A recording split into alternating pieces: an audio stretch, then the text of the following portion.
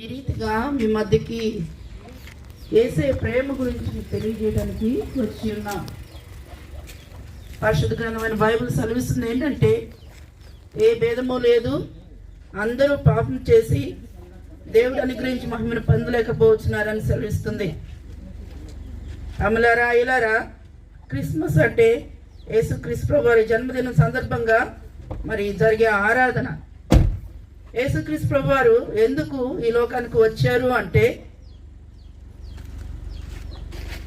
జన్మతోనే పాపమైన మానవులు మరి నరకానికి వెళ్లకుండా, మరి రకరకాల గ్రంథాల్లో మరి యమలోకం అని రకరకాలుగా పిలువబడే ఆ ప్రాంతానికి వెళ్లకుండా ప్రతి మానవుడు కూడా పరలోక రాజ్యానికి చేరటానికి, మరి ప్రతి మానవుడు కూడా పాప క్షమాపణ పొందటానికి